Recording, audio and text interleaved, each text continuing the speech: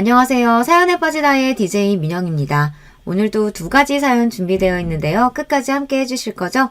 구독과 좋아요 버튼도 잊지 말아주시고요. 그럼 오늘의 사연 바로 시작해볼게요.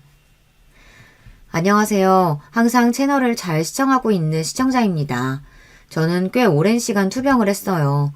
투병 기간 동안 병실 침대에 누워 이 채널에 올라오는 사연을 듣고는 했는데 제가 채널에 사연을 보내게 될 줄은 정말 꿈에도 몰랐습니다. 저는 사업을 하는 사람입니다.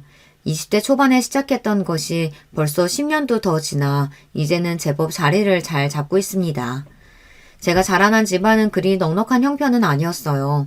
아버지도 저처럼 작은 개인 사업체를 운영하셨는데 사업이 잘못돼서 집안이 크게 기울어진 뒤로 어려운 시간을 보냈습니다.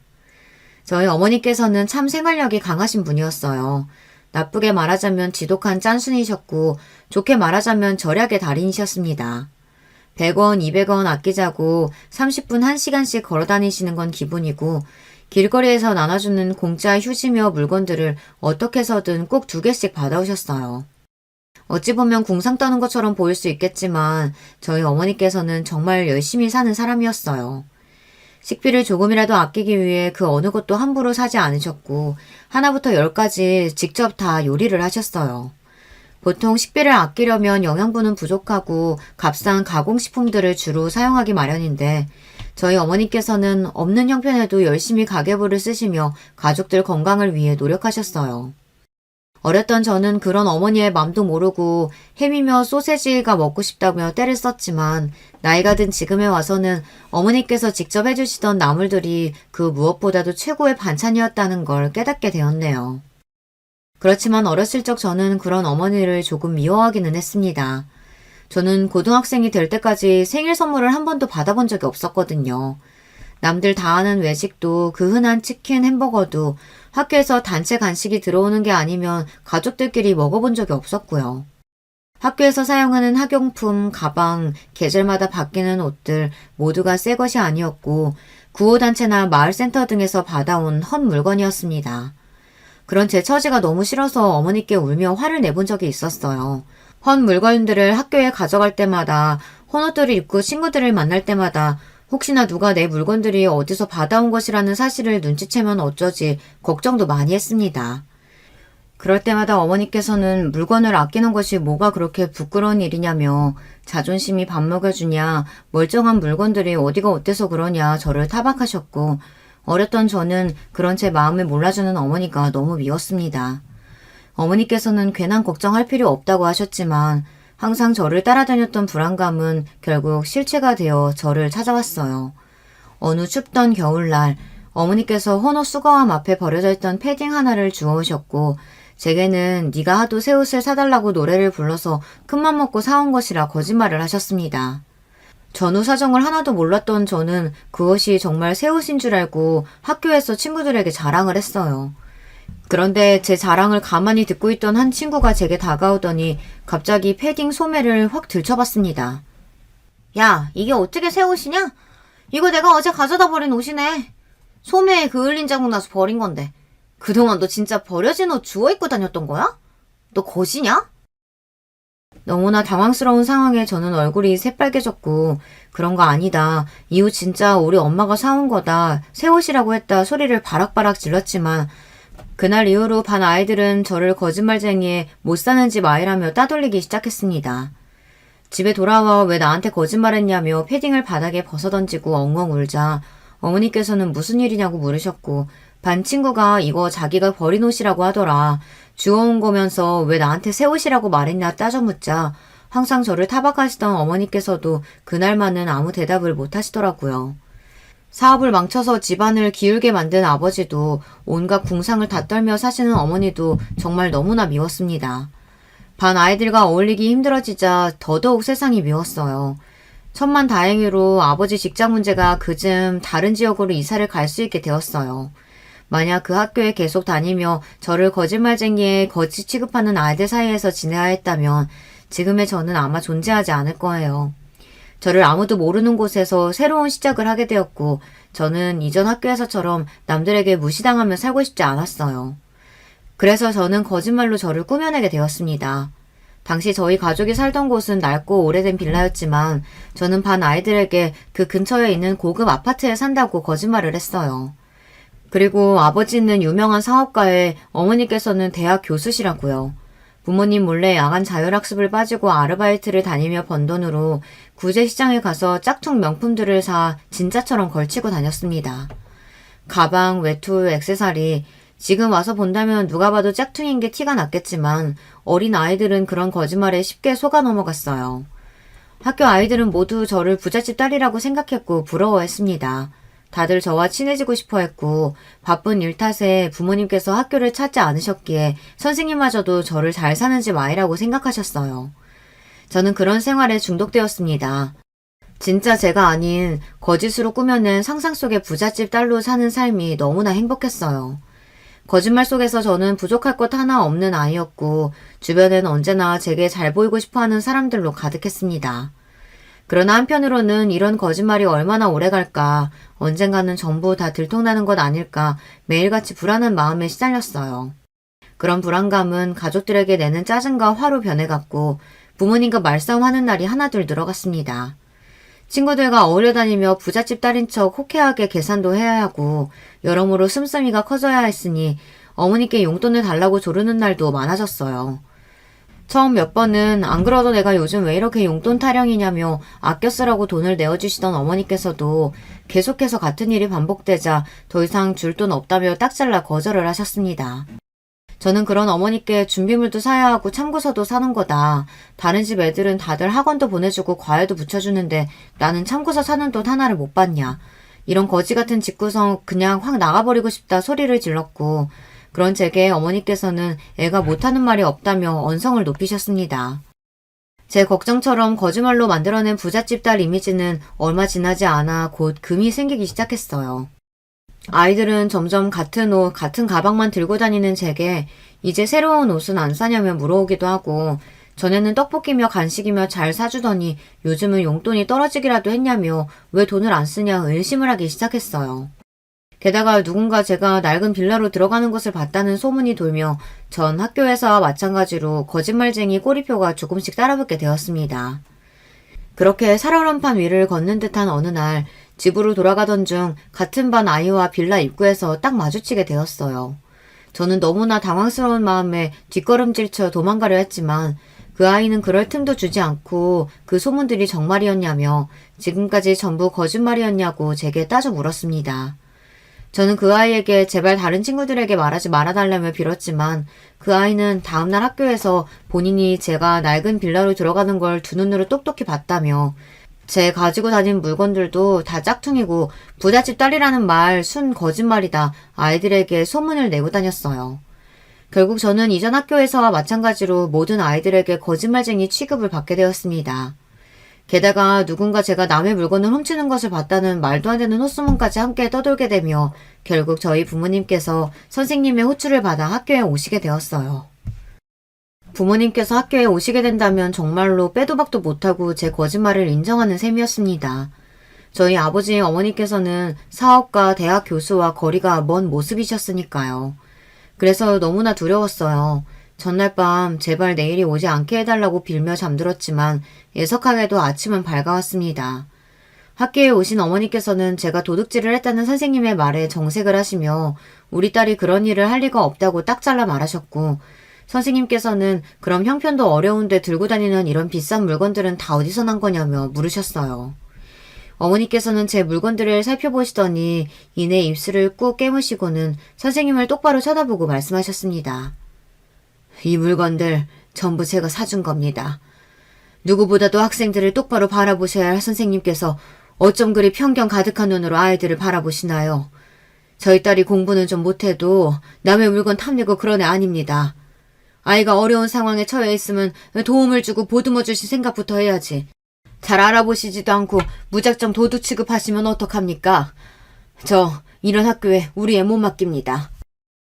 그렇게 어머니께서는 저를 데리고 학교를 나섰고 그날로 저희 가족은 이사를 가게 되었습니다. 순전히 제 전학을 위한 이사였어요. 어머니께서는 그 물건들이 정말로 어디서 난 건지 그동안 학교에서 어떤 행동을 하고 다닌 건지 묻지 않으셨습니다. 저는 어머니께서 저를 혼내실 줄만 알았어요. 주제 파악하며 살아라. 왜 거짓말을 했냐 하시면서요. 그 대신 어머니께서는 제 눈을 피해 혼자서 눈물을 흘리셨습니다. 어머니의 우는 모습을 본 것이 그날이 처음이었어요. 방문 사이로 들려오는 숨죽이는 울음소리에 저도 눈물이 펑펑 났습니다. 너무나 죄송하고 부끄러운 마음뿐이었어요. 그날 이후로 저는 가난을 부끄러워하지 않게 되었습니다. 가난은 죄가 아니다. 참 당연한 말이지만 어린 제게는 받아들이기 힘든 말이었습니다. 가난은 당연히 죄가 아니지만 참 불편합니다.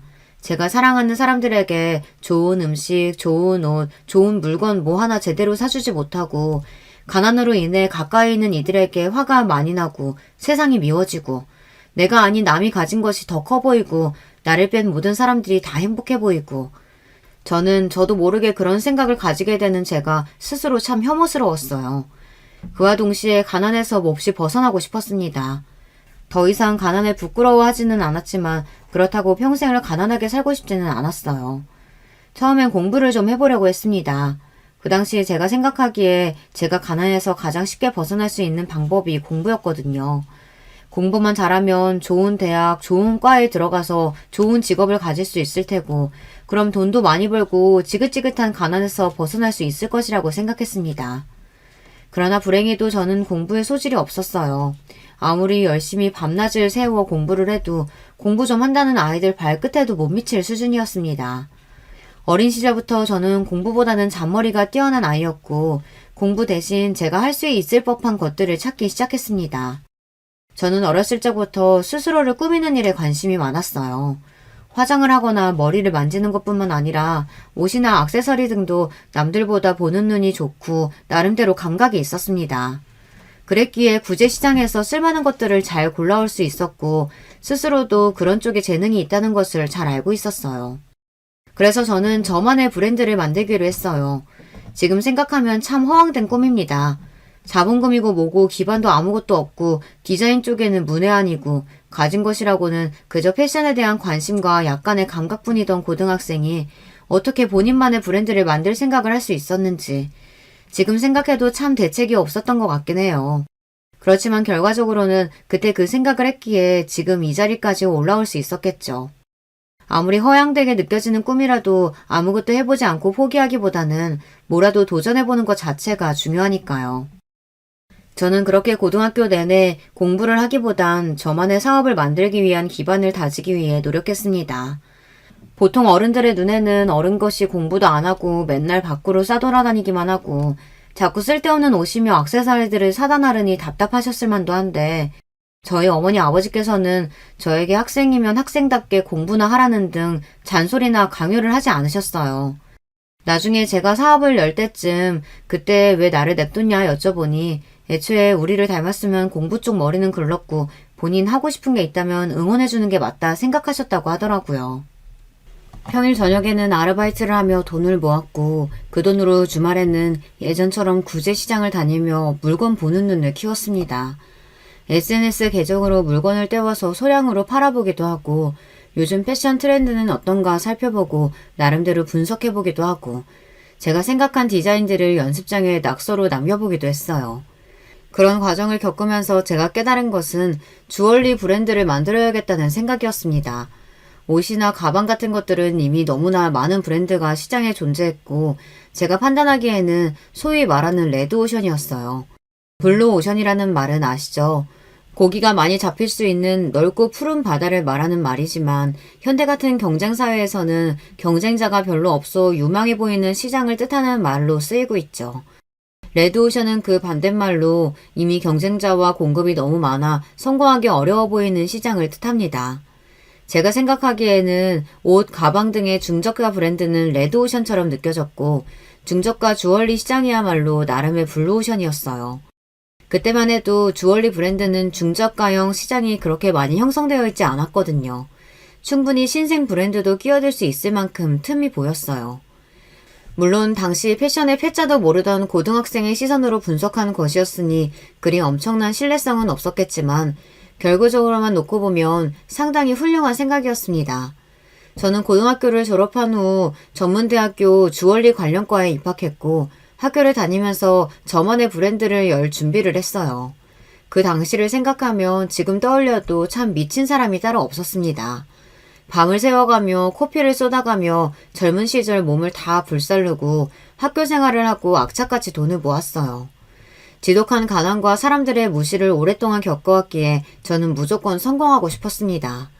그렇게 대학을 졸업하고 같은 과 동기 몇 명과 함께 브랜드를 시작했고 제가 만든 주얼리 브랜드는 거짓말처럼 성공했습니다. 제 브랜드의 주 고객층은 10대, 20대 초반의 여자들인데 그들만의 감성을 겨냥해 보통의 주얼리보다 더 저렴한 가격에 좋은 품질의 물건을 공급하는 것이 저희 브랜드의 목표였어요. 이런 저희의 브랜드 방식이 소비자층에게 잘 먹혀 들어갔던 건지 제 사업은 눈덩이처럼 순식간에 규모가 커졌고 믿기지 않을 정도로 빠른 시간 안에 성공하게 되었습니다. 물론 운이 따라주었기도 했겠죠.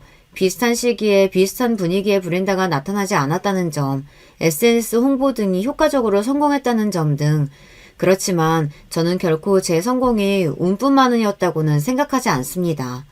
그렇게 한동안은 브랜드에 목숨을 걸면서 살았어요.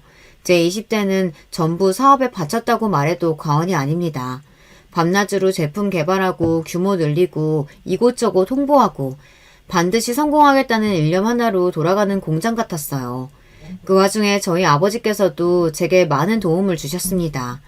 지금은 평범한 회사원이시지만 아버지께서도 한때 사업을 하셨던 분이었으니까요.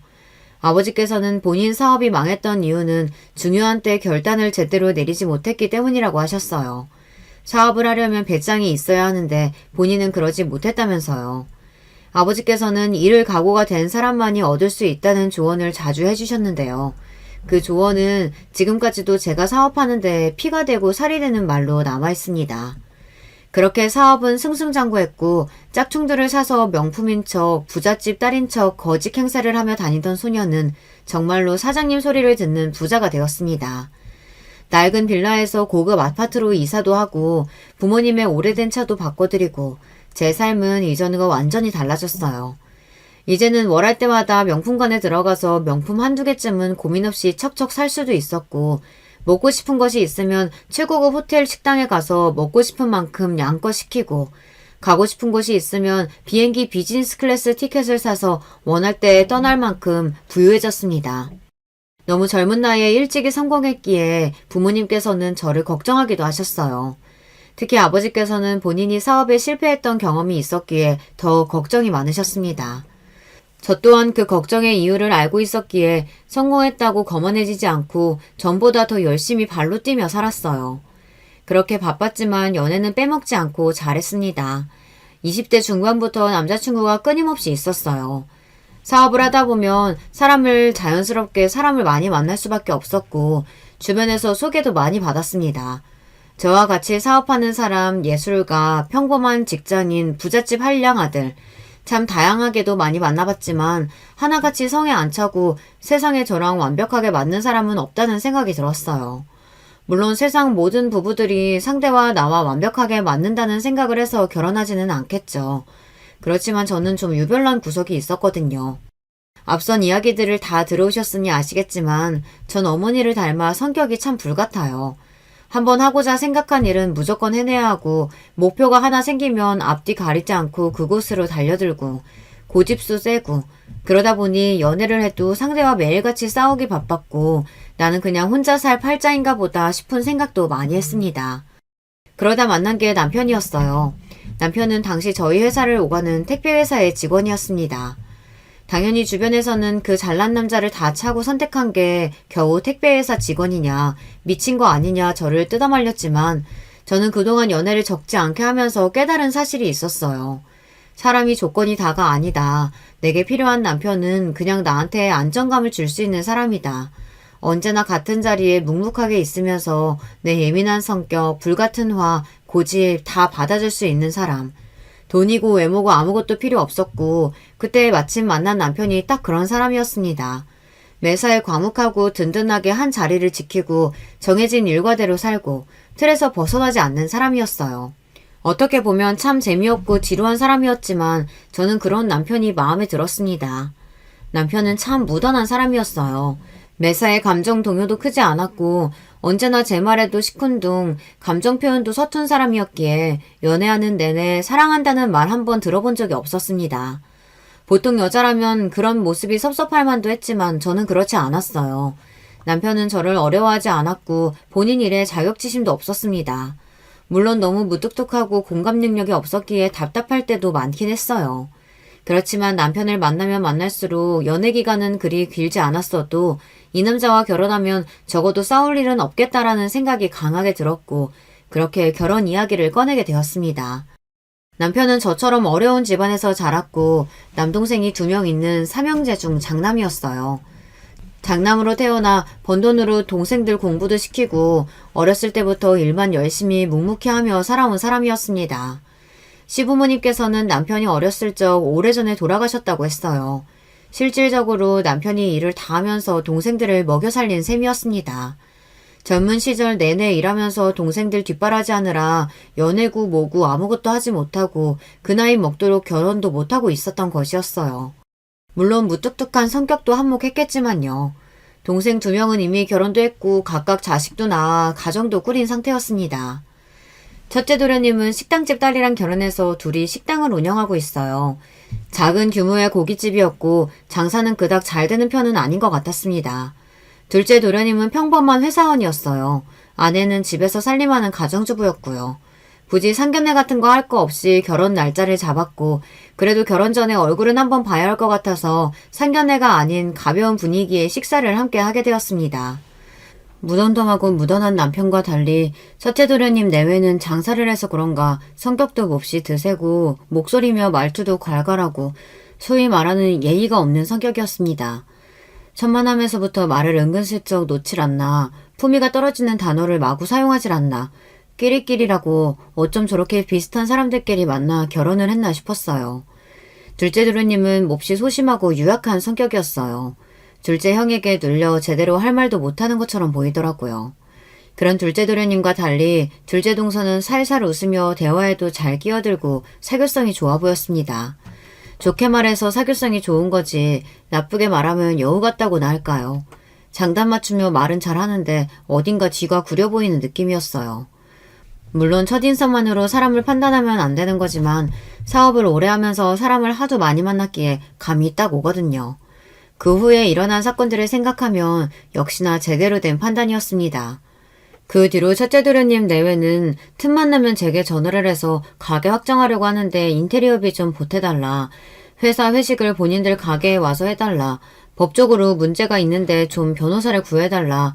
뻔뻔스럽게 요구하기도 하고 아주 제게 돈을 맡겨둔 것처럼 굴었어요. 둘째 도련님께서는 연락을 하지 않으셨지만 예상대로 둘째 동서는 저에게 껌딱지처럼 딱 붙어서 아부를 떨었습니다. 처음에는 반찬을 해서 가져다 주기도 하고 누가 봐도 의도가 다분해 보이는 칭찬을 쏟아내며 아부를 떨길래 딱 봐도 콩고물 좀 떨어질까 저러는 거구나 싶어 그냥 뒀더니 시간이 좀 지나고 나서부터는 이거 해달라 저거 해달라 첫째 도련님 내외랑 똑같이 굴더라고요. 귀찮아지는 건 딱 질색이라 하나 둘 부탁하는 걸 사줬더니 나중에는 아주 뻔뻔하게 말도 안 되는 것들까지 요구해오길래 결국 참다 못해 가족들이 모두 모인 한자리에서 한마디를 했습니다. 그동안 동서들이 부탁하는 것들 별 말 같지도 않고 그런 거 다 해준 거 내가 바보여서 그런 거 아니야. 이 정도 해줬으면 알아서 그만두겠지. 그래도 사람이면 최소한의 양심이 있겠지. 그런 생각을 했어. 근데 동서들 하는 걸 보면 전혀 멈출 생각이 없어 보이더라. 나도 지금 하는 사업, 돈 전부 공짜로 얻어낸 것들 아니야. 그러니 동서들도 이제부터는 아무 노력 없이 나한테서 도움받을 생각하지 마. 제 말에 동서들은 얼굴이 잔뜩 붉어지며 형님 돈 좀 잘 버신다고 그러는 거 아니다. 어떻게 사람을 이렇게 무시하냐 버럭 화를 내고는 자리를 떠났습니다. 그 과정에서 남편은 저와 동서들 사이에서 그 어떤 참견도 하지 않았어요. 물론 매사에 무던하고 별말 않는 성격이 좋아서 결혼한 거긴 했지만 매일같이 동서 부부들에게 시달리는 저를 보고도 중간다리 역할을 하지 않는 것이 조금 짜증이 나기는 했습니다.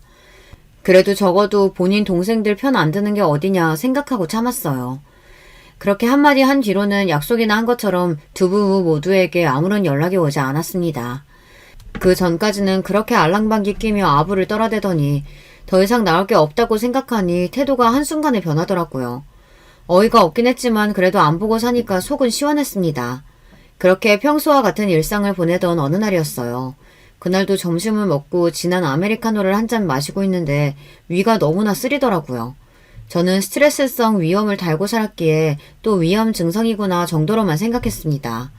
그런데 시간이 지나도 고통이 잦아들질 않고 오히려 숨을 쉬기가 힘들 정도로 명치가 쑤시는 거예요. 이걸 참고 넘어갈 증상이 아닌 것 같아 위경련인가 싶어 급하게 병원을 찾았습니다. 검사하고 약 먹고 주사 맞으면 간단히 끝날 줄 알았던 진료는 뭔가 이상하게 흘러가기 시작했어요. 의사 선생님께서는 제게 정밀검진을 해보는 게 좋을 것 같다고 말씀하셨고 저는 영문을 모르고 검사를 받게 되었습니다.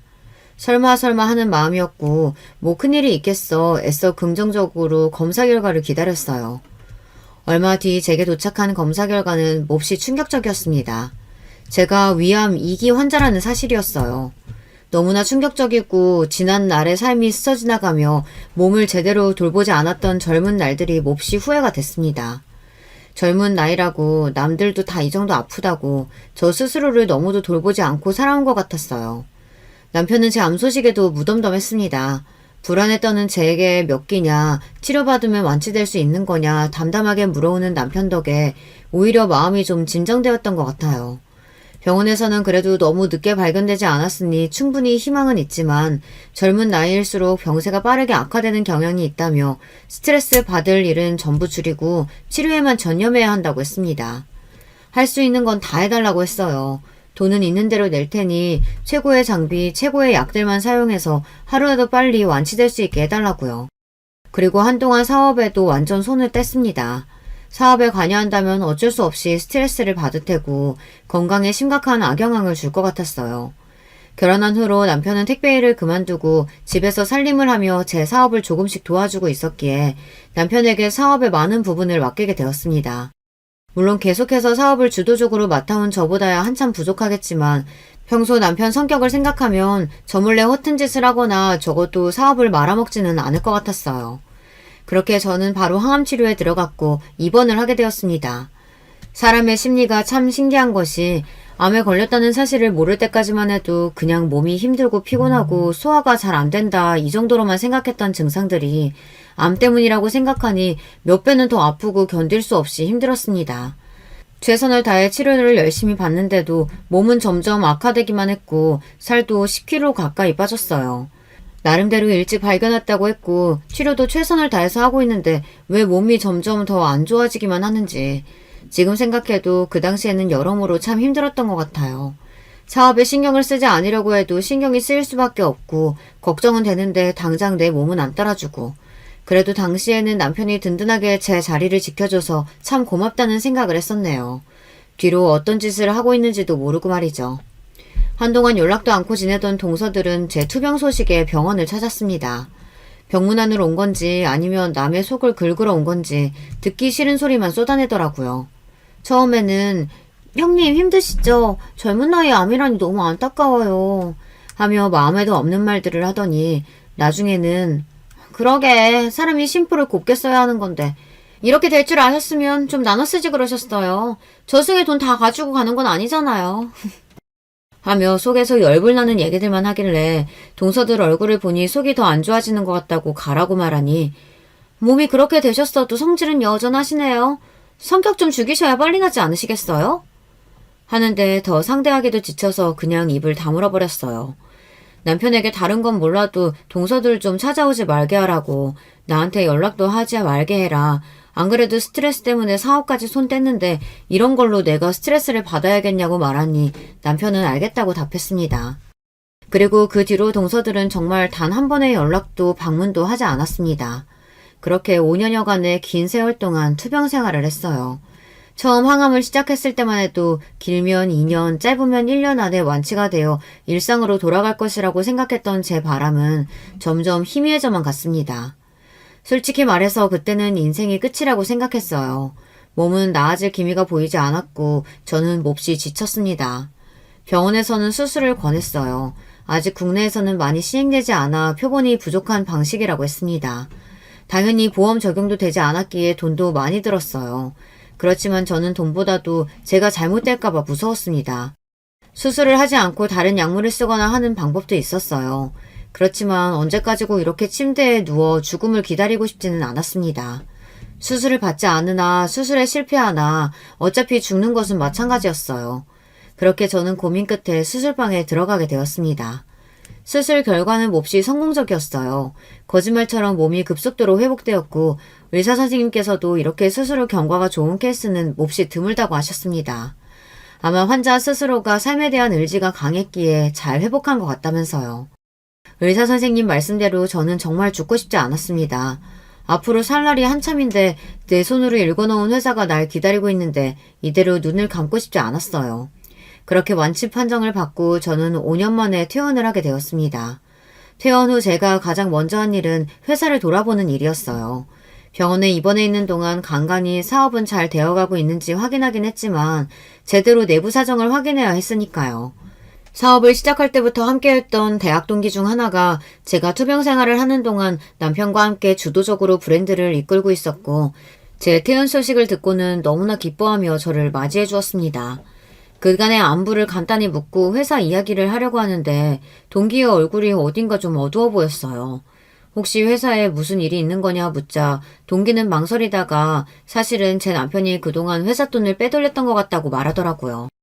처음 그 사실을 눈치챘을 때는 확실한 증거도 없었고 괜히 제게 바로 이야기를 했다가 병세만 악화시킬 것 같아 연락을 하지 못했다고 했어요. 그렇지만 그 뒤로 지속적으로 공금을 횡령한 흔적이 발견되었고 결국 모든 증거들을 모아놓고 어떻게 할까 고민하던 중 제가 천만다행으로 복귀를 하게 되어 이제는 말을 한다면서요. 저는 솔직히 동기의 말이 도무지 믿어지지가 않았습니다. 그렇게 욕심없고 무던한 사람이 나 몰래 돈을 뒤로 빼돌렸다고. 그렇지만 동기가 그동안 모아놓았던 증거를 살펴보니 확실히 남편의 짓이 맞는 것 같았어요. 처음에는 여자가 생겼나 싶었습니다. 아픈 와중에 외모를 가꿀 시간이며 여유가 전혀 없었고 투변하는 동안 부부라기보다는 동업자 같은 관계로 지내오기는 했어요. 원래도 꽤 쏟아지는 닭살 부부는 아니었지만 아픈 후에 더더욱 사이가 삭막해진 것은 사실이었습니다.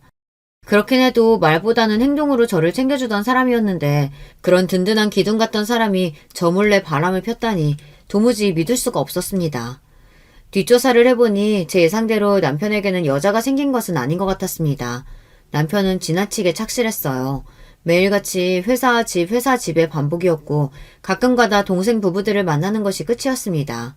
도저히 바람피는 사람이 일과라고는 볼 수 없었기에 그렇다면 다음 의심은 하나뿐이었어요.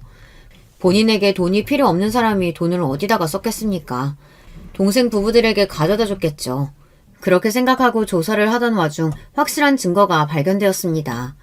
존재하는지도 몰랐던 남편 명의의 계좌에서 동생들 이름으로 송금된 내역이 무더기로 발견된 것이었습니다. 남편은 그동안 회사 공금을 빼내 그대로 다 동생들에게 가져다 바치고 있었어요. 배신감에 뒷목이 뜨거워졌고 머리가 띵한 기분이었습니다. 어떻게 내가 아픈 사이에 회사 돈을 몰래 빼내서 남들한테 가져다 줘놓고 저렇게 뻔뻔하고 아무렇지 않게 평소처럼 나를 대할 수 있나 싶었어요. 앞서 말했지만 전 정말 성격이 불같은 사람입니다. 참는 거 절대 못하고 양보도 못하고 한번 불 붙어버리면 그대로 들이박아 버리는 성격이에요. 사실 그 사실을 알게 되자마자 저는 바로 동서부부와 남편에게 전화를 돌렸습니다.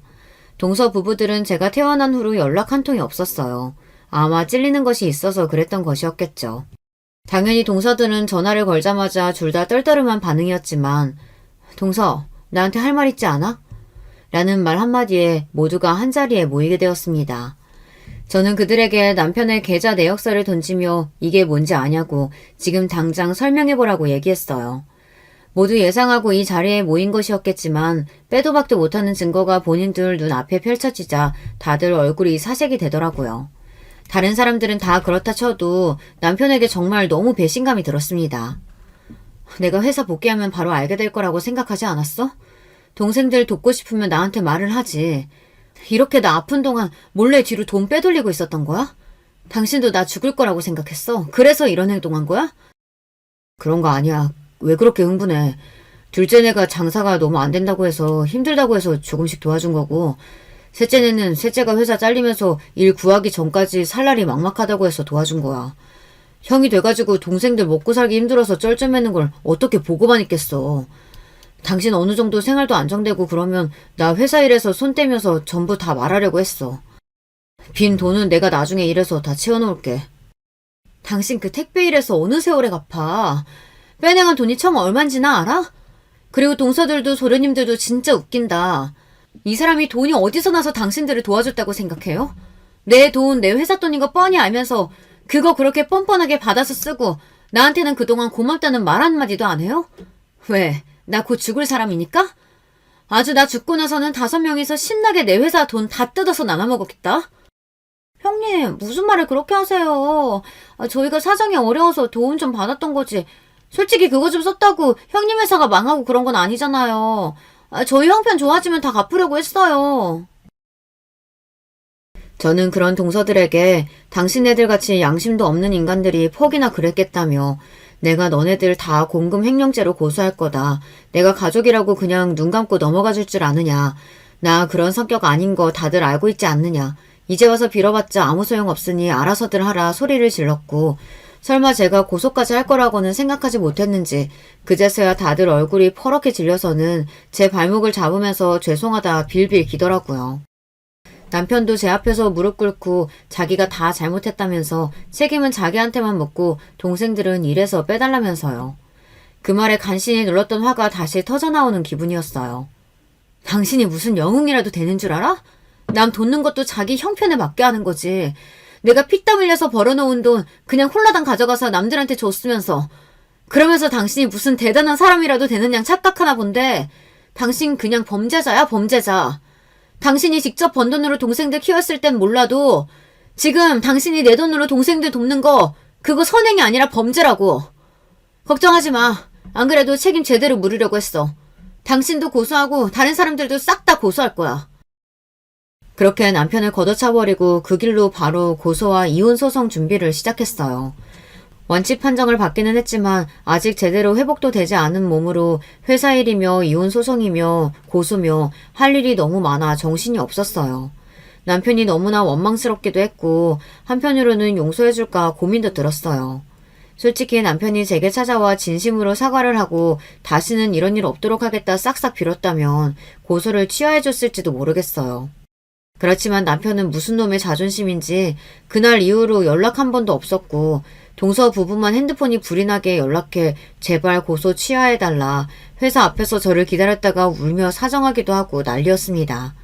조금만 기다려주면 받은 돈 그대로 돌려주겠다 난리였고 당신들 용서해줄 생각 없으니 경찰 부르기 전에 그만 찾아오라고 말하자 그제서야 좀 조용해지더라고요. 동생들이 한 소리 듣고 나자 그제서야 남편은 제게 연락을 해왔어요. 진작 먼저 연락해서 사과했으면 되는 일을 동생들이 당하니 나서는 것 같아 너무나 짜증났습니다. 이럴 거면 그냥 평생 동생들 끼고 살지 나하고는 뭐하러 결혼했나 싶은 생각도 들었어요. 남편은 예상대로 내가 잘못했으니 동생들은 용서해달라. 동생들은 회사 돈인지 모르고 받아 쓴 거다. 말도 안 되는 소리를 놀아놓더라고요. 상식적으로 당신이 어디서 돈이 나서 동생들한테 가져다 줬겠냐. 저 사람들도 당연히 내 돈인 거 알고 있지 않았겠냐. 게다가 저번에 보니까 그거 좀 가져다 쓴 걸로 회사 안 망한다며 말도 안 되는 소리까지 짓거리던데 어딜 발뺌하냐. 솔직히 당신이 나한테 동생들 좀 도와주고 싶다 부탁해왔으면 내 개인 계좌에서 돈 빼서 도와줬을 거다. 물론 그 사람들은 꼴도 보기 싫지만 그래도 당신이 부탁하니까. 당신은 내 남편이니까. 내 남편 가족들이니까 꾹 참고 도와주려고 했을 거다. 근데 정부 당신이 망친 거다. 우리 부부 사이도 우리 회사도 그리고 당신이 그렇게 끔찍히 아끼는 당신 가족들 인생도 다 당신 손으로 망친 거니 평생을 후회하며 살아라. 당신 그 얼굴 다시는 보기 싫으니 이제 내 앞에 나타나지 말라 소리를 바락바락 질렀고 그렇게 남편은 돌아갔습니다. 속에 담아놓았던 모든 말들을 다 쏟아내니 속은 시원했어요. 가슴 한켠이 텅 빈 것처럼 느껴졌지만요. 공금 횡령에 대한 너무 명백한 증거가 존재했기에 당연히 재판은 제 승리였고 이혼 쪽은 소송을 준비하다가 남편이 제가 제시한 조건에 다 맞춰서 합의를 해준다기에 그냥 도장을 찍었습니다. 남편과 저 사이에 자식이 없는 것이 언제나 아쉬웠는데 이제와 돌아보니 참 다행인 것 같아요. 평생 지 자식 같은 동생들이나 끼고 살 것이지 뭐하러 저랑 결혼을 했는지 참 모를 일이네요. 저와의 사이에서 태어난 자식을 본인 동생들처럼 예뻐해줬을지도 의문이에요. 한번 사람을 미워하니 모든 면이 다 밉게만 느껴지더라고요. 그러지 않으려 노력할 이유도 없고 미움받아 마땅한 사람들이지만 제 마음 건강을 위해 요즘에는 아예 생각을 하기를 관뒀습니다. 재판 결과가 벌금형으로 끝이 나면 어쩌나 생각했는데 남편은 공금횡령죄, 나머지 사람들은 공모죄로 다 같이 실형이 선고되고 감옥에 들어가게 되었어요. 솔직히 횡령한 돈이 한두 푼이 아니니 당연한 처사라고 생각됩니다. 그래도 한때 살 부대끼고 살았던 사람인데 감옥에 들어가는 모습을 보니 마음이 아플까 싶었는데 마음이 아프기는커녕 속이 시원하기만 하네요. 나머지 사람들은 말할 것도 없고요. 제가 생과 사의 경계에서 매일같이 고통에 몸부리치며 괴로워할 때 저 인간들은 뒤로 제 돈을 아무렇게나 빼돌려 본인들 배 불리는데 급급했다는 사실을 생각하면 아직도 열불이 납니다. 남의 돈 함부로 가져다 쓴 벌은 제대로 받아야죠. 얼마 전에 보니 첫째 도련님 부부 식당이 있던 자리에 다른 가게가 들어와 있더라고요. 아마 가게를 팔아치운 거겠죠. 부모님 때부터 해온 가게로 아는데 그쪽 부모님은 어찌나 속상하실지. 본인들이 자식 잘못 키운 벌이라고 생각하는 게 속 편하겠죠. 복역하고 나와서 앞으로 어떻게 먹고 살지 궁금하긴 하지만 이제 신경을 끄려고 합니다. 범죄자가 됐으니 뭐 할 수 있는 일들이 그리 많지는 않겠죠. 그러게 애초에 자기 형편에 맞게 살아야지 왜 그런 분수에 넘치는 욕심을 부렸는지. 그냥저냥 저랑 적당히 형님 동서하며 좋게 지내기만 했어도 제가 생일 명절마다 돈 넉넉히 챙겨주고 선물도 챙겨주고 했을 텐데요. 제가 사업에서는 칼 같고 불 같은 성격이긴 하지만 나름대로 주변 사람들은 잘 챙기는 성격이거든요. 선만 넘지 않았더라면 어려운 일 생겼을 때 절대 나 몰라라 하지 않았을 텐데. 저 사람들 입장에서는 황금알을 낳는 거위를 가른 거나 마찬가지입니다. 증세가 한참 심했을 때는 병원에서 마음의 준비를 하라는 말까지 했었으니 저 사람들은 속으로 몹시 기뻐했을지도 모르겠네요. 애초에 모든 행동들이 제가 곧 죽을 거라 생각했으니 버린 것들이라고 밖에 생각이 안 돼서요. 멀쩡한 정신이 박혀있는 사람들이라면 그렇게 뒤로 돈을 빼서 쓸 생각을 하진 않았겠죠. 제가 만약 수술에 실패해 그대로 세상을 떠났다면 제가 피땀 흘려 읽어낸 제 회사가 어떻게 되었을지 생각만 해도 너무나 끔찍합니다. 처음 제가 암이라는 사실을 알았을 때는 하늘이 참 무심하게만 느껴졌었는데 완치하고 난 지금은 그래도 하늘에서 다 이유가 있어서 제게 준 시련이겠지 싶어요. 한번 이혼을 겪고 나니 다시는 누군가와 결혼하고 싶은 생각이 들지 않습니다. 이런 사단을 겪고 또 남자를 찾는다니 말이 안 되죠. 꼭 남자뿐만 아니라 더 이상 누군가에게 제 마음의 짐을 떠넘기거나 기댈 사람을 찾지 않을 생각입니다. 저 또한 남편을 진정으로 사랑해서가 아니라 제 불같은 성정을 잘 받아줄 사람으로 적합하다 생각해 결혼한 것이었기에 이런 면에서는 남편을 마냥 비난할 순 없겠네요. 앞으로는 저를 키우느라 고생하신 어머니 아버지에게 더 효도하면서 제 사업, 제 일을 사랑하면서 더더욱 저를 위한 삶을 살아보려고 합니다. 혹시 이 사연을 듣고 계신 분들 중에서도 투병 중이신 분들이 계시다면 제가 주제넘게 감히 한마디 하겠습니다. 포기하지 않고 끝까지 희망을 가진다면 꼭 좋은 날이 올 거예요. 제가 살아있는 증인이니까요. 저는 비록 건강한 몸과 행복한 가정 모두를 이루지는 못했지만 여러분은 두 마리 토끼를 다 잡으실 수 있을 거예요. 그러니 항상 긍정적인 마음으로 좋은 것들만 보고 듣고 사시기를 바랍니다. 그래도 제게는 제 삶에서 가장 소중한 것인 사업과 꿈이 남아 있습니다. 고등학교 시절 꿈이었던 저만의 브랜드 만들기는 성공했지만 지금의 제 꿈은 이 브랜드를 더 유명하게 전국민을 넘어 전 세계가 알만한 브랜드로 만드는 거예요. 그렇게 성공한 후에는 제 이런 이야기들도 상처가 아니라 당당하게 드러낼 수 있는 또 하나의 경험이 될 수 있겠죠.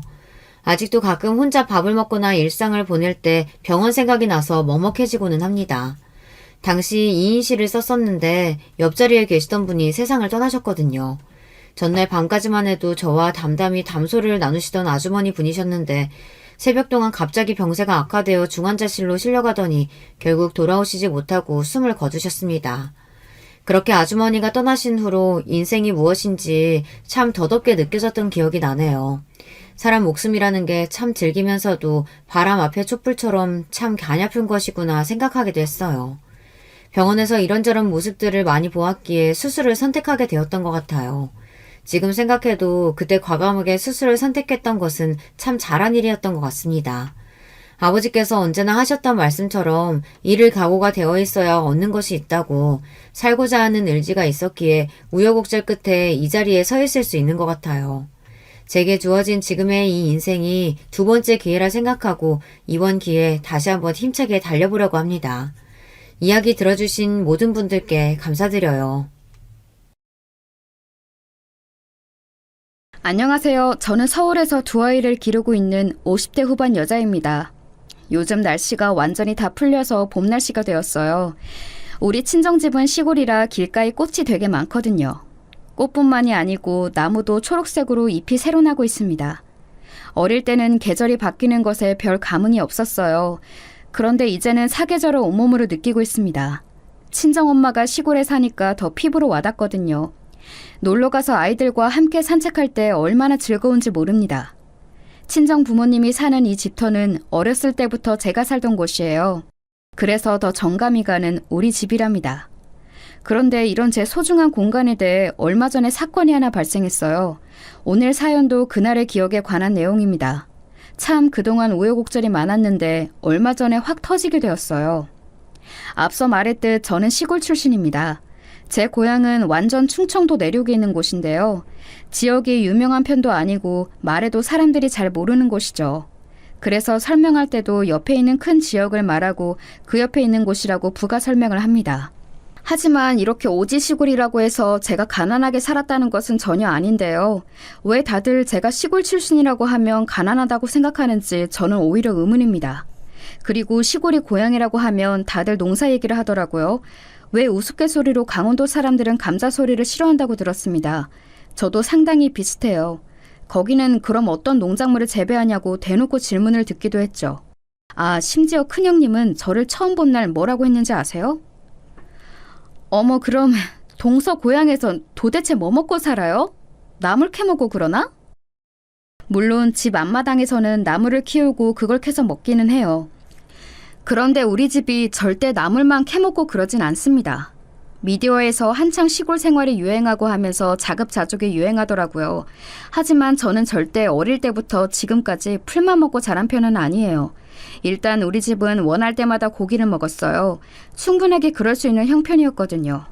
부모님은 제가 알기로 결혼을 선을 보고 하셨다고 합니다. 두 분 다 집안이 좋으시거든요. 부잣집끼리 만나 선을 보고 결혼했으니 저는 상당히 부유한 가정 환경 속에서 자랐어요.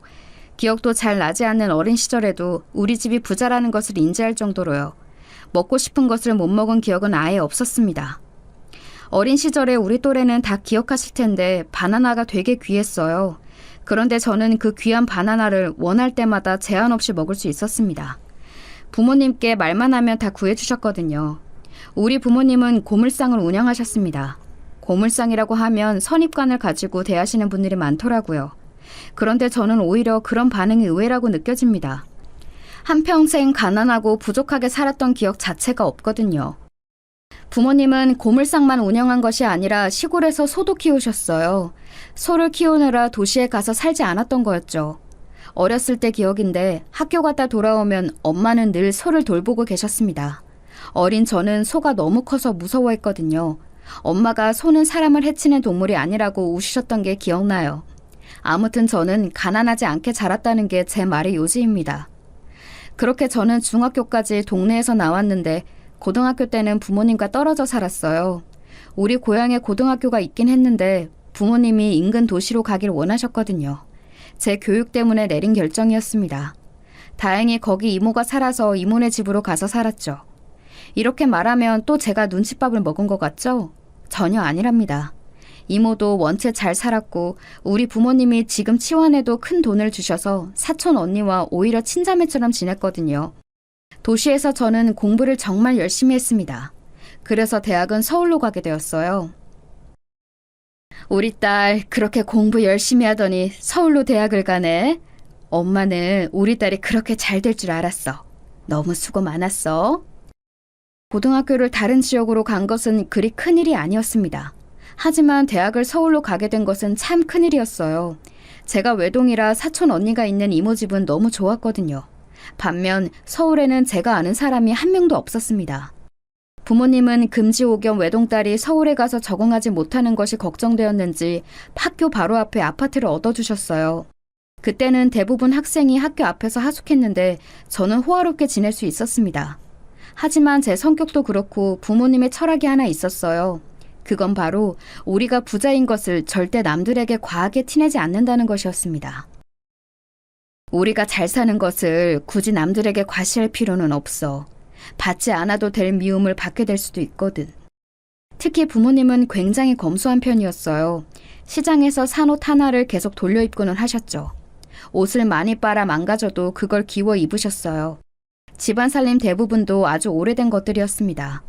이불과 수건도 웬만하면 바꾸지 않으셨어요. 이렇게 단지 저에게만 아끼지 않았고 부모님 당신들은 사치를 전혀 부리지 않았답니다. 특히 사는 곳이 시골이니 꾸밀 필요도 없었어요. 잘 보일 사람 자체가 없었거든요. 그러나 하나뿐인 딸이 서울에 간다니 부모님은 걱정되셨는지 아파트를 얻어주셨습니다.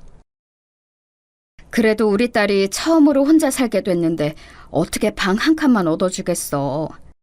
만약 돈 필요하면 언제든지 말해, 알겠니? 학비를 포함한 용돈도 아주 넉넉하게 받아 대학 시절에도 쪼들리지 않고 살 수 있었어요. 휴학 없이 졸업한 저는 바로 회사에 취직하게 되었습니다.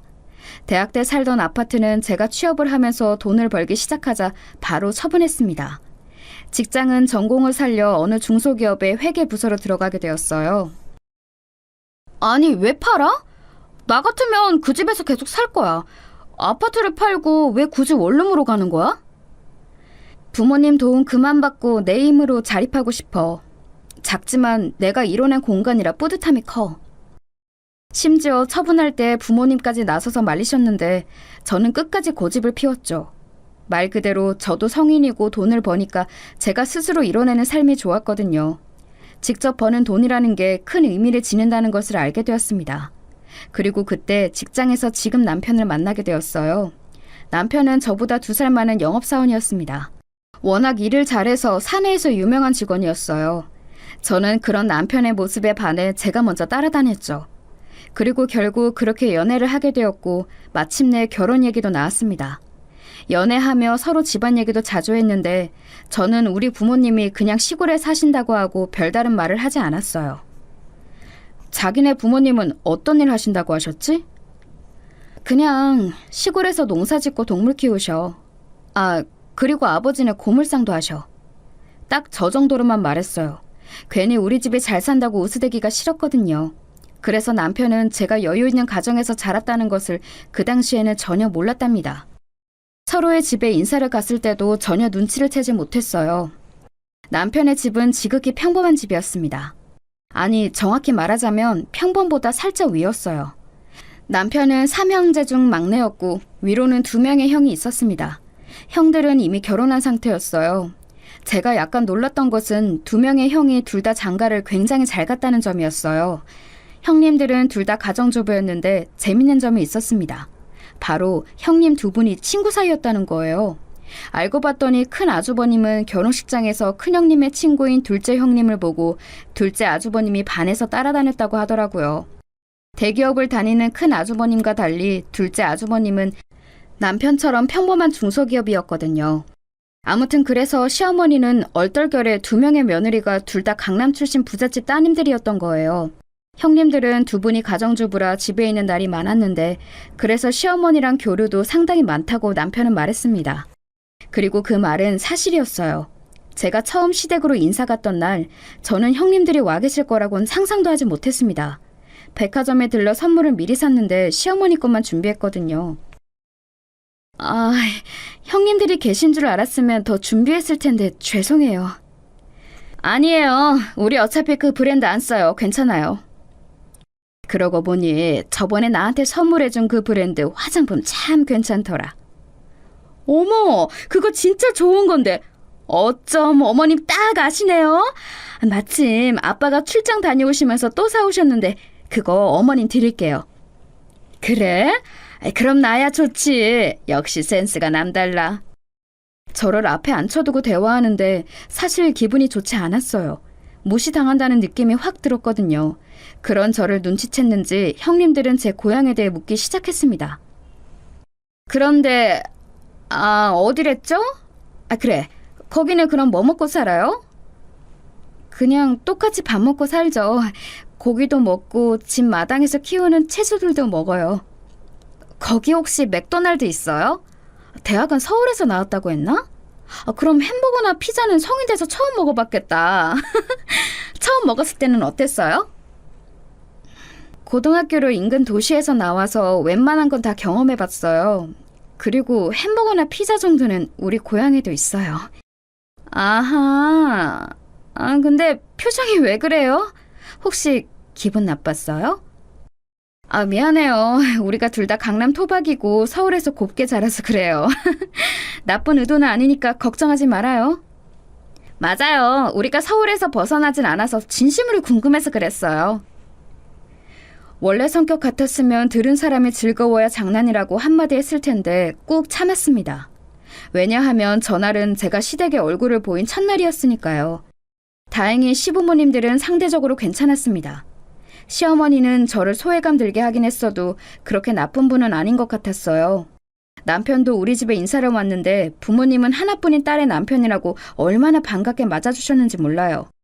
지금은 결혼할 때 예전과 다르다고 하던데 제가 결혼할 때는 또 남자가 집을 해오는 것이 당연한 시절이었습니다. 그런데 부모님은 어차피 자식이라곤 저 하나잖아요. 그래서 자금을 보태주고 싶어 하셨어요. 혹시 집을 얻는 과정에서 도움이 필요하면 말해요. 우리는 김서방 자네나 우리 딸이 그냥 편하게 살았으면 좋겠어서 그래. 네, 알겠습니다. 말씀 감사드려요. 저도 생각해보고 말씀드릴게요. 나중에 들은 말로는 남편은 우리 집의 겉모습과 부모님의 행색을 보고 오해했더라고요. 그래서 부담을 주고 싶지 않았대요. 부모님이 물론 말만 그렇게 하시고 구체적인 액수는 말하지 않으셨으니 그런 오해가 생겼던 거죠. 아무튼 그렇게 본의 아니게 호의를 거절하게 되었어요. 그리고 결혼 준비 과정에서도 살짝씩 오해도 생기고 갈등이 조금 있었던 것은 사실입니다. 예를 들어 상견례를 할 때도 원래는 여자 쪽으로 많이 온다고 하더라고요. 그런데 상견례 가게를 당연하게 서울로 잡는 시어머니를 보고 살짝 마음이 서운했어요. 아가, 그래서 우리 상견례는 다음 주 토요일로 하자. 장소는 내가 골라놨으니 편하게 오시면 돼. 네. 서울에서 만나는 거죠? 응, 내가 알아본 곳이 있어. 거기가 음식도 깔끔하고 분위기도 좋아. 아무래도 상견례 자리만 그렇게 하고 결혼식장은 우리 지역으로 잡아도 되니까 그때는 그냥 넘겼습니다. 그런데 상견례 자리에서 결혼식장 지역을 정하는데 시어머니는 당연하게 서울을 말씀하시더라고요. 우리 부모님이 비록 시골에 사셔도 주위 친척이나 지인들이 많거든요. 토박이들이라 필수 참석하시는 분들만 해도 엄청났어요. 그분들은 다 서울로 데리고 오려면 버스 대절을 3대나 해야 하는 상황이었습니다. 그래서 어떻게 조율할지 제 나름대로 고민이었는데 시어머니가 서울 예식장을 계속 언급하시더라고요. 그런데 어머님, 장소가 서울이 편하신가요? 당연하지. 혹시 오시는 분들이 많으신가요? 아닙니다. 사돈 편하신 대로 하세요. 우리야 버스로 가면 되니까 괜찮아요. 지수야, 괜찮아. 나름 용기 내어 말한 건데 시어머니 반응이 서운했습니다. 더불어 엄마한테도 서운한 마음이 들었어요. 나중에 말했더니 엄마는 그래도 시집 가는 건데 시작도 전에 밉보일까봐 두려웠다고 하더라고요. 그날 상견례 자리에서 부모님도 자리가 자리인 만큼 양복을 입고 오셨어요. 그런데 시부모님은 형님들이 선물해준 아주 고급 양복을 입고 오셨거든요. 그래서 상대적으로 초라해 보이는 부모님을 보고 제가 속이 많이 상했습니다. 상견례가 끝나고 백화점에 가서 두 분 다 질 좋은 비싼 양복을 사라고 울며 말할 정도로요. 이런 게 다 뭐가 중요해. 엄마랑 아빠는 괜찮다니까. 왜 네가 속상해서 그래. 진짜 별일 아니야. 우리 집에 돈이 없는 것도 아닌데 괜히 그냥 오늘 속상해. 결혼식 날에는 꾸미고 와. 그 당시 저도 참 어렸죠. 진짜 가난하면 어쩔 수 없다고 생각했을 텐데 돈도 많으면서 무시당하는 느낌이 견디기 힘들었던 것 같습니다. 결혼식 당일에는 그래서 부모님이 두 분이 다 한껏 꾸미고 오셨어요. 결국 서울에서 결혼식을 올렸는데 시골에서 오시는 분들이 대부분이셨죠. 나중에 대학 친구가 말해주길 형님들이 그렇게 비웃었다고 하더라고요. 저는 안쪽에 신부 대기실에 있느라 몰랐었지만요. 시골에서 올라오느라 머리부터 발끝까지 꾸몄나 봐. 그러니까 진짜 어떻게 보면 안쓰럽기도 하고. 이런 결혼식장에서 하게 될 줄은 몰랐을 거야. 만약 시골에서 했으면 우리 거기까지 갈 뻔했네. 그러니까 나 지금 상상했다가 소름 돋았어. 이런 대화를 나눴다고 얼마 전에 친구가 말했습니다. 그것도 모르고 저는 대기실 안에서 웃고 있었던 거죠. 상견례부터 결혼식까지 다 서울로 잡는 것을 보고 저는 마음이 좋지 않았어요. 그래도 친정엄마가 계속 이왕이면 좋게 생각하라고 말씀하셔서 최대한 긍정적으로 생각했습니다. 그런데 이 생각도 오래가지 않았어요. 결혼하고 첫 명절 때 무슨 일이 일어났는지 아세요? 남편도 저도 직장인이라 명절 전에 시간을 낸다는 것은 전혀 쉽지 않았습니다. 우리가 일하는 업계가 특히 그랬어요. 저는 회계 담당이라 명절같이 큰 휴일을 앞두고 쉬는 것은 우리에게 있을 수가 없었죠. 그런데 명절 전에 열심히 일하고 있는데 큰형님한테서 전화가 걸려왔어요. 동서, 지금 일해?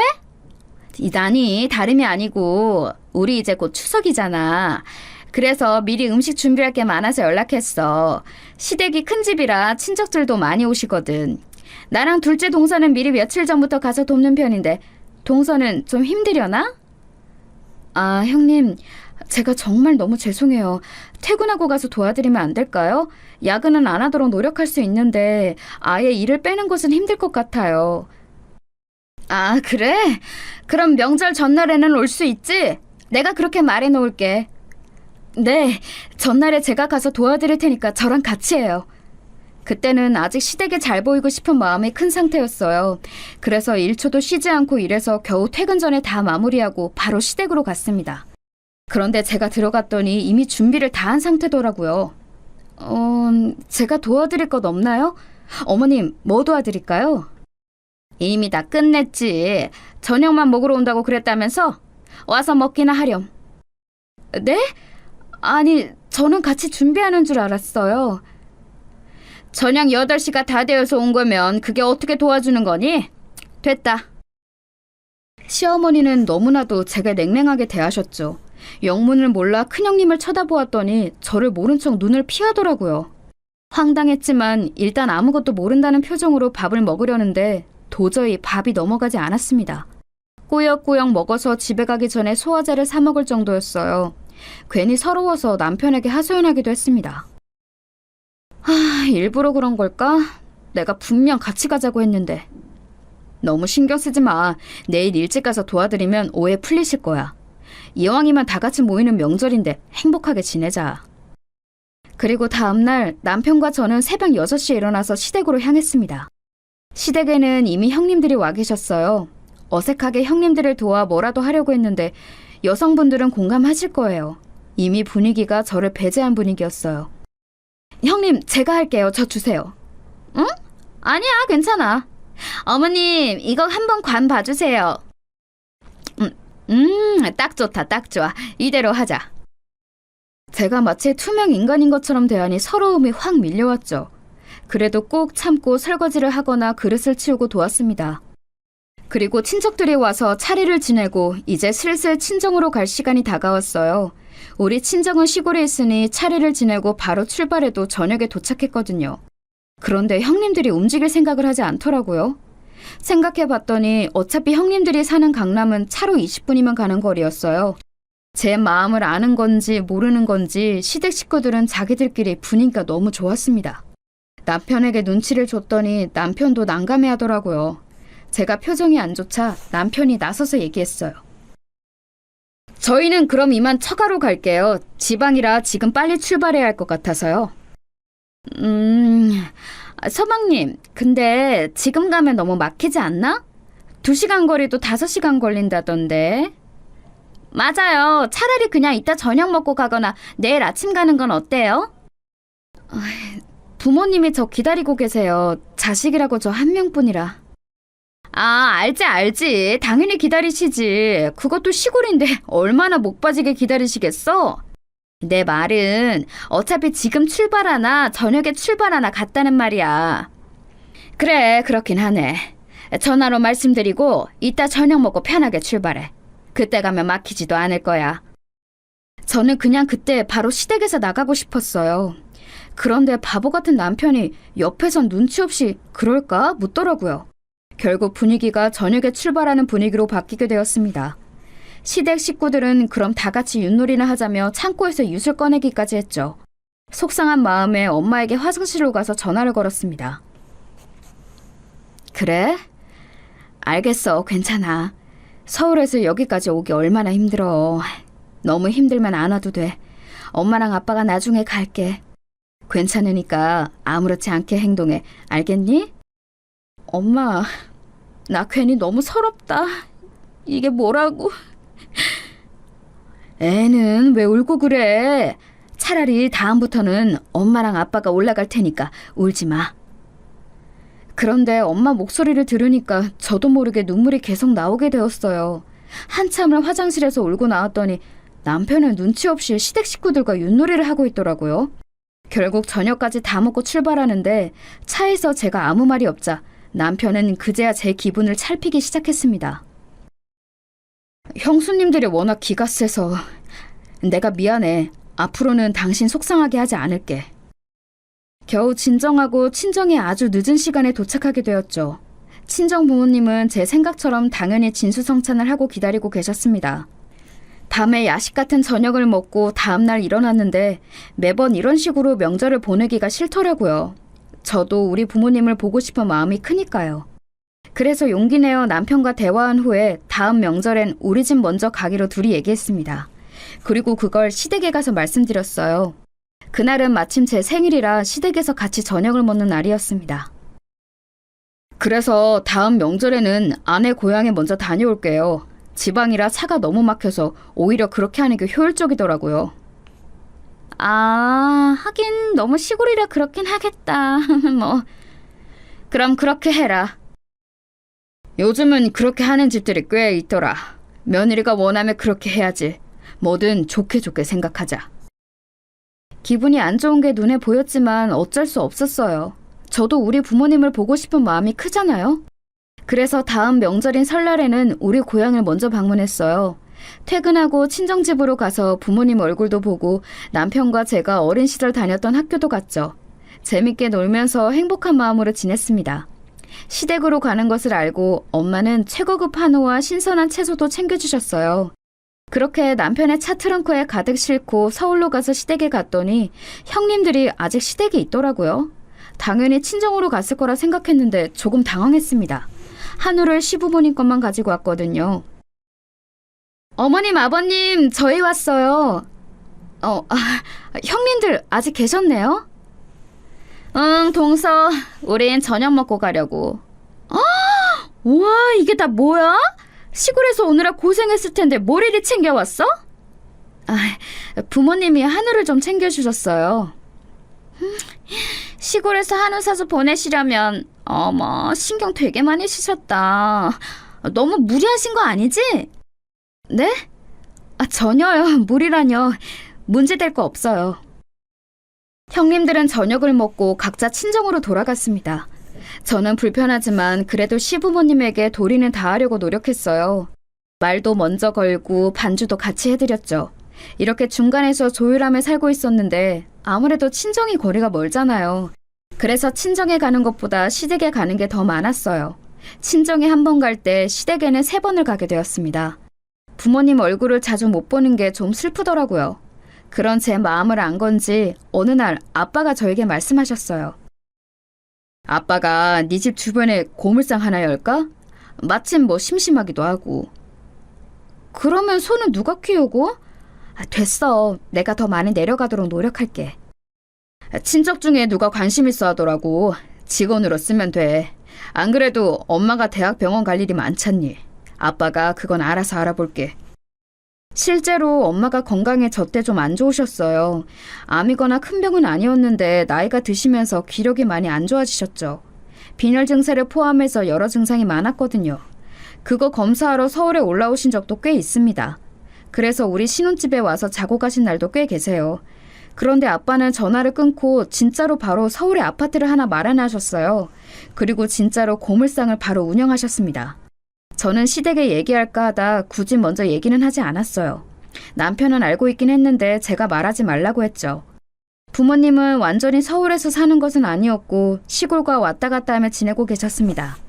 저도 부모님을 예전보다 자주 뵐 수 있으니 훨씬 안정감이 들었어요. 그러던 어느 날 둘째 형님이 연락이 오더라고요. 주말이라 쉬고 있는데 전화가 울려서 봤더니 둘째 형님이었어요. 받지 않으려다 받았더니 큰형님하고 같이 있더라고요. 동서 뭐해? 지금 우리 백화점 갈 건데 같이 갈래? 주말인데 뭐 딱히 하는 거 없으면 같이 가자. 아, 지금 집에 그냥 있었어요. 남편은 운동 갔어요. 아, 그래? 그럼 같이 놀자. 서방님한테는 말하지 말고 와. 여자들끼리 놀자. 형님들은 마침 주말이라 백화점에 간다고 저를 부르셨어요. 워낙 두 분이 친하셔서 제가 가끔 소외감을 느꼈는데 이렇게 불러주니 좋았죠. 준비하고 형님들을 만나 백화점에 갔는데 제가 어느 가방을 보고 너무 예뻐서 걸음도 멈추고 보았어요. 동서, 그거 마음에 들어? 예쁘긴 하다. 근데 그거 비싼데 괜찮아? 아, 마침 제가 딱 찾던 모양이어서요. 색깔도 검정색이라 때도 안 탈 것 같고. 뭐 마음에 든다니까 다행이긴 한데 저거 브랜드 값이 좀 세. 명품 중에서도 비싼 편인데 괜찮아? 제가 사치하거나 그런 성향은 전혀 아니라고 앞서 말했잖아요. 그래서 명품 가방도 딱 하나밖에 없었어요.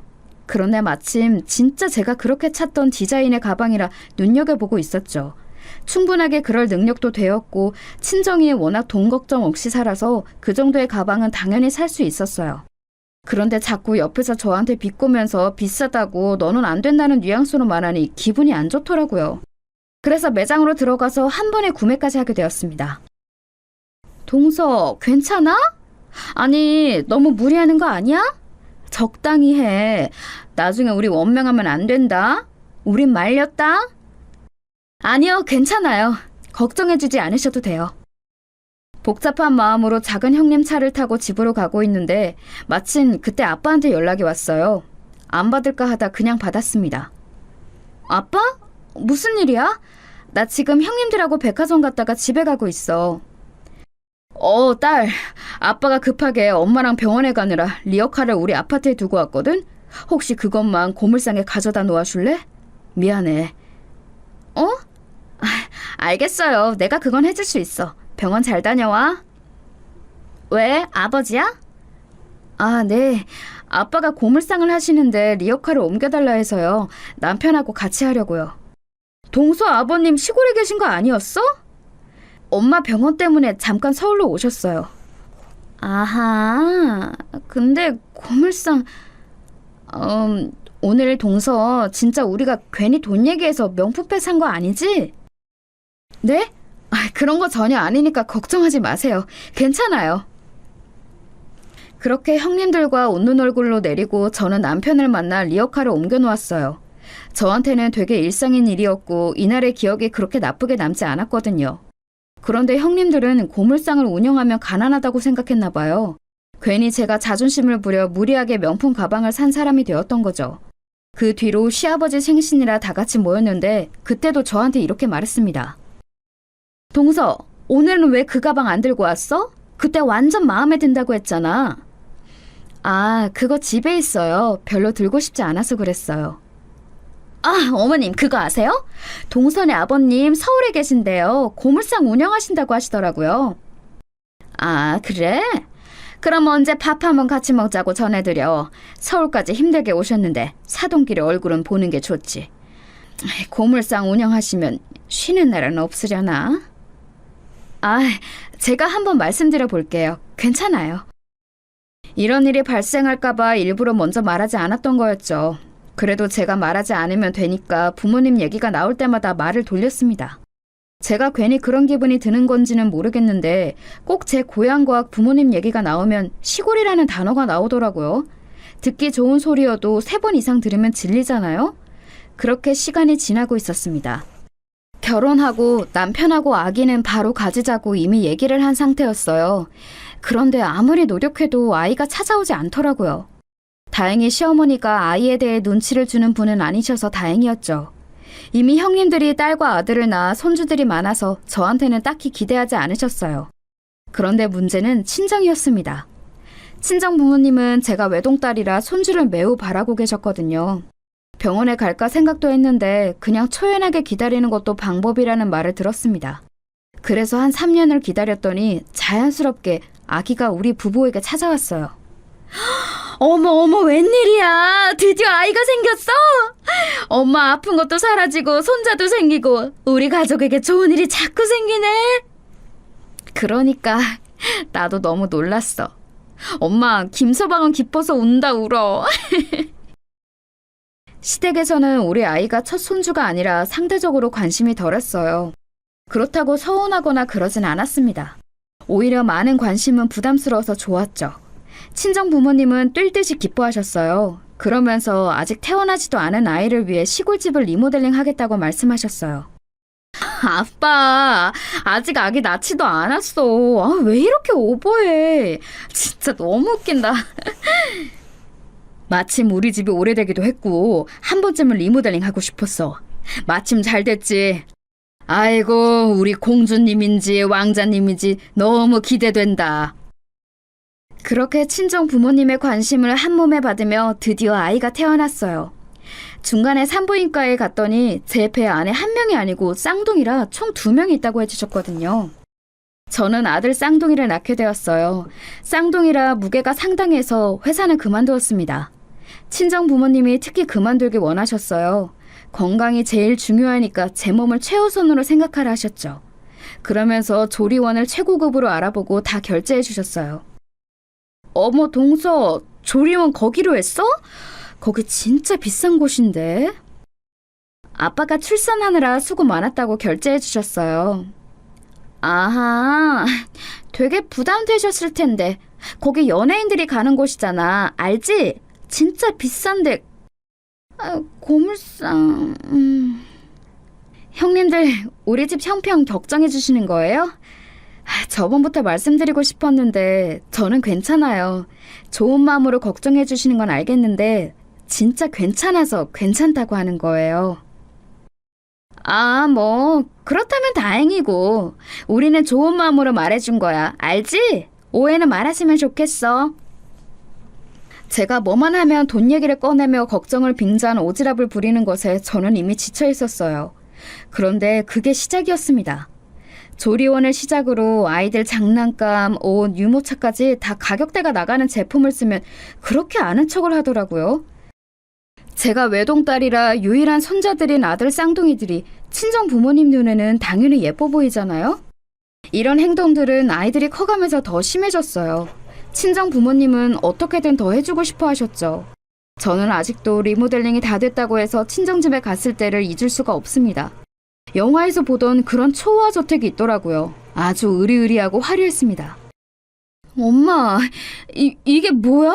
아니, 우리 무슨 드라마 찍어? 세상에. 우리 재호 상호가 아들이잖아. 뛰어놀려면 이 정도는 되어야 외갓집에 자주 오지. 안 그래? 아이고, 우리 강아지들. 실제로 아들들은 외갓집에 가는 것을 아주 좋아했어요. 가면 마당에 부모님이 미니 수영장도 만들어 놓으셨거든요. 강아지도 있고 뛰어놀아도 아무도 뭐라 하지 않았죠. 오히려 겨울에 가면 눈썰매도 태워주고 자기들 세상이었어요. 그러니 아이들이 크면서 더 외가에 자주 가기 시작했어요. 굳이 이런 것을 제가 시댁에서 말할 필요는 없다고 생각해서 말하지 않았죠. 그러다 사건이 하나 터지게 되었어요. 저와 남편은 아이들이 공부만 하는 아이들로 자라는 것은 원하지 않았습니다. 하지만 교육을 어느 정도 받은 것은 원했어요. 본인들이 거부하면 그때는 시킬 생각이 전혀 없었는데 다행히 아들들은 공부에 흥미를 보였습니다. 특히 영어에 많은 관심이 있었어요. 이런 얘기를 친정 부모님께 했더니 국내에서 손꼽히게 비싼 학교에 보내는 것이 어떠냐고 물어보셨습니다. 거기 엄마 근데 학비가 좀 비싸. 우리는 하나도 아니고 둘이니까 조금 고민이 되네. 소 몇 마리 팔지 뭐 학비가 대수니? 우리 강아지들이 공부에 관심이 많다며. 관심 많은 부분을 건드려주는 것도 부모의 의무다. 그리고 엄마는 진짜로 학비를 다 내라며 통장에 어마어마한 돈을 주셨어요. 들어가면 아이들 수준에 맞게 영재 교육부터 사교육을 시키는 게 워낙 많았거든요. 저와 남편은 고맙게 생각하며 돈을 받았죠. 그러다 명절이라 시댁에서 모이게 되었어요. 동서, 애들 이제 초등학교 들어가지? 집 앞으로 가게 된 거야? 아니요, 우리 애들은 사립초등학교로 보내기로 했어요. 사립? 어디? 설마 가나? 아니요, 달아요. 저랑 남편이 많이 알아봤는데 거기가 제일 교육관이 저희와 맞더라고요. 뭐? 거기 돈 많은 재벌들이 가는 곳 아니야? 동서, 너무 무리하지 마. 나중에 그거 중학교 가서가 더 중요해. 초등학교만 보낸다고 애들 잘 자라는 거 아니야. 무리하는 거 아니에요. 걱정은 감사한데 저도 다 생각이 있어요. 동서, 기분 나쁘게 듣지 마. 다 동서를 위해서 하는 말이야. 저번부터 느낀 건데 조금 사치가 심한 것 같아. 이게 지금은 괜찮아도 나중에 빚이 모이면 감당하기 힘들다. 맞아. 우리야 강남 출신이고 친정이 워낙 잘 사니까 그래도 괜찮아. 그런데 동서는 시골 출신인데 너무 분수에 맞지 않게 사는 게 보여서 걱정돼. 형님들, 지금 되게 무례하세요. 저도 다 생각이 있다고 했잖아요. 저한테 왜 그러시는지 오히려 제가 궁금해요. 응? 이걸 무례하다고 하면 오히려 민망해? 돈 씀씀이도 교육이거든. 동서, 아이들한테는 그렇게 교육시키지 마.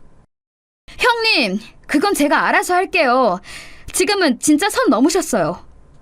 명품백부터 조리원, 유모차까지는 그려려니 했는데 초등학교는 동서가 조금 심했어. 동서 부모님은 자식 교육을 그렇게 시켰어? 아니잖아. 힘들게 고물상에서 버는 돈인데. 저 말까지 들으니 저도 참을 수가 없었어요. 머리부터 발끝까지 피가 쏠리는 느낌이 들었습니다. 실제로 너무 온몸이 떨려 쉽게 진정할 수가 없더라고요. 이 사람들은 도대체 저를 어떻게 생각하고 있길래 이렇게 무례한 말을 쉽게 하는 건지 알 수가 없었어요. 순간 이제는 못 참겠다 싶었죠. 그래서 오히려 이걸 기회로 삼았습니다. 가까스로 진정하려고 애썼어요. 충고 감사해요, 형님들. 그나저나 우리 집 놀러 오신 적 없으시죠? 시부모님 모시고 한번 놀러 오세요. 시골이어도 있을 건 다 했어요. 뭐 그건 우리가 생각해 볼게. 아무튼 오늘 대화 너무 기분 나쁘게 듣지는 마. 남편에게 집에 와서 있었던 일을 다 말했더니 본인이 더 화를 내더라고요. 형수님들, 예전부터 돈에 관한 부심이 매우 심했어. 나도 진절머리 났는데 이번 기회에 당신 친정 잘 사는 거 다 보여줘. 시부모님께 시골에 가서 고기도 구워 먹고 놀자고 말했더니 흔쾌히 그러자고 하더라고요. 반면 형님들은 저한테 전화까지 걸어서 걱정을 했죠. 동서, 화장실 깨끗한 거 맞지? 미안, 내가 서울에서 벗어난 적이 별로 없어. 알잖아. 벌써 스트레스 받고 있어. 아유, 걱정하지 마세요. 화장실 아주 깨끗해요. 하나도 아니고 3개나 있으니 걱정 말고 오세요. 그렇다면 다행이고. 그럼 동서만 믿을게. 작은 형님도 출발하기 전날에 전화를 걸어 걱정하더라고요. 남편이 옆에서 듣더니 실소를 터뜨릴 정도로 형님들은 유난이었어요. 동서, 혹시나 해서 그러는 건데 거기 침대는 있어? 내가 잠자리에 예민해서. 형님, 침대 있고 이불도 좋은 거 있어요. 일단 오세요. 그렇게 당일이 되었어요. 친정 부모님은 우리 시댁 식구들이 단체로 온다니까 음식을 가득 준비하셨어요. 그리고 우리 부부가 먼저 도착해서 시댁 식구들을 기다리고 있었죠. 동서네 친정집 어디야? 와, 근데 동서 뒤에 있는 집 너무 멋있다. 무슨 궁전 같아. 여기에요. 이 집이 우리 집이에요. 주차는 마당 아무 곳에나 하셔도 돼요. 뭐? 동서네 집이 여기라고? 이 집이 동서네 집이야? 어서 오세요. 주차는 편한 곳에다 하시고 들어오시면 됩니다. 반가워요. 네. 안녕하세요. 큰형님이 오고 작은 형님도 도착했어요. 아주버님들도 입이 떡 벌리고 쳐다보더라고요. 형님들도 현실이 믿기지 않았는지 계속 주위를 둘러보았습니다. 아이고 아가, 내가 시골 출신이라길래 상상한 이미지가 있었는데 완전히 반대구나. 공주님이었네. 우리 딸이 본인 잘 사는 것을 티내는 걸 진짜 싫어해요. 어서 오세요, 사돈. 마침 이때다 싶어 저는 일부러 남편을 시켜 형님들과 아주버님들을 데리고 소를 키우는 곳으로 이동했어요. 소가 한 마리도 아니고 여러 마리가 있는 것을 보더니 큰아주머님이 대놓고 말씀하셨어요. 아니, 막내 재수씨 완전히 재벌딸이었네. 왜 그동안 숨겼어? 우리가 언제 숨겼어? 그동안 그래서 아기 낳고 특히 장모님이 많이 지원해 주셨어. 자연스럽게 제 정체를 밝힐 수 있었어요. 제가 소를 몇백 마리를 키우는 땅 부자의 딸이라는 사실을 형님들에게 밝혔죠. 또 시골의 대부분 땅이 다 우리 부모님 소유였거든요. 그것들도 흘리듯이 말하니까 너무 통쾌했습니다. 여기부터 저기 보이는 곳이 다 우리 땅이에요. 혹시 산책하고 싶으시면 말씀하세요. 이야, 재수씨 몰랐는데 완전 부자였구나. 왜 그동안 숨기고 있었어? 엄마, 나 여기서 살고 싶어. 저기 수영장도 있고 미끄럼틀도 있어. 게다가 시조카들도 대놓고 우리 친정집을 좋아했어요. 그 모습을 보니 더 통쾌했죠. 시어머니도 저를 대하는 태도가 완전히 바뀌더라고요. 형님들은 그렇게 시골 타령을 하더니 제 정체를 알게 되니 머쓱했는지 아무 말도 하지 않았습니다. 오히려 큰형님은 얼굴이 토마토처럼 빨개져 있었어요. 10년 묵은 체중이 내려가는 기분이 들었습니다. 이 뒤로는 어떻게 되었냐고요? 시댁에 당당하게 가게 되었어요. 시어머니의 태도가 많이 바뀌어서 이제 명절에 우리 집에 먼저 가든 말든 문제가 되지 않았습니다. 은근히 선물 공세를 하면 대놓고 이제 저를 먼저 챙기기도 하셨어요. 예전에는 형님들이 우선이더니 완전히 판도가 바뀌더라고요. 그리고 형님들도 당연히 저를 비꼬지 않았어요. 오히려 제가 은근히 친정 부모님이 지원해준 것을 자랑하면 입을 꾹 다물더라고요. 자기들끼리 이상한 우월감을 가지고 저를 비꼬던 행동은 아예 사라졌습니다. 그래서 이번에는 부모님이 애들 옷을 명품으로 다 해주셨어요.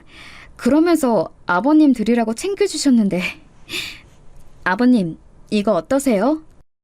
아유, 뭐 이런 것을 다 챙겨주셨대. 너무 감사하다고 전해드려. 우리 이번 여름에도 또 놀러가도 되겠니? 언제든지 오세요. 형님, 애들이 아까 그러던데 우리 집에 가고 싶어 하는 것 같더라고요. 주저하지 말고 오세요. 그래, 알겠어. 그리고 저도 사실 유치한 것을 아는데요. 사람 마음이란 게 어쩔 수가 없더라고요. 작은 형님이 유독 좋아하는 명품 브랜드가 있어요. 일부러 그동안 무시당했던 것을 갚아주니 괜히 오기가 생기더라고요. 그래서 그 브랜드의 가방을 사서 들고 가기도 하고 그랬습니다. 형님들은 예전에 제가 그 브랜드의 귀걸이 맡겨도 알아보더니 이제는 가방을 들고 가도 아무런 말도 하지 못하더라고요. 지금은 그래서 이런 생활을 즐기며 살고 있어요. 여보, 나 너무 유치한가? 그런데 너무 재밌어서 멈출 수가 없어. 당신이 하고 싶은 대로 다 해야지. 나도 형수님들 표정 보면 웃겨서 웃음 참느라 힘들어. 다행히 남편이 완전한 제 편이라 더 즐기고 있답니다. 여러분, 여기까지가 제가 준비한 사연입니다. 다들 재밌게 들어주셨는지 모르겠어요. 들어주셔서 정말 감사합니다.